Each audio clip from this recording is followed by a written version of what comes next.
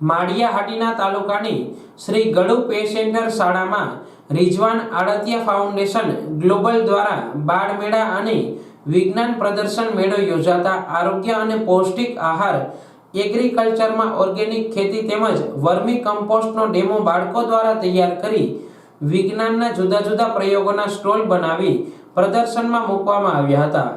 આ મેળામાં સરપંચ શ્રી, પંચાયત સભ્યો, આગેવાનો અને આરોગ્ય અધિકારીઓ અને બહુ મોટી સંખ્યામાં ગ્રામજનો તેમજ એસએમસી સભ્યોએ હાજરી આપી હતી। બાળ મેળામાં ભાગ લીધેલ વિદ્યાર્થીઓને આરએએફ ગ્લોબલની ટીમે ઇનામ આપી પ્રોત્સાહિત કર્યા હતા।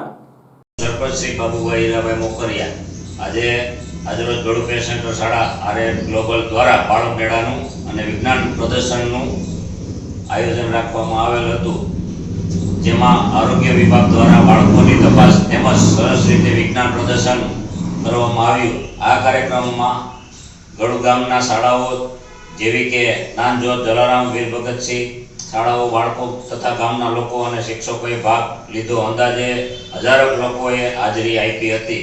આવા કાર્યક્રમો અવારનવાર ગળુ ગામમાં થતા રહે તેવી મારી આશા આરએએફ ગ્લોબલ પાસે રાખું છું।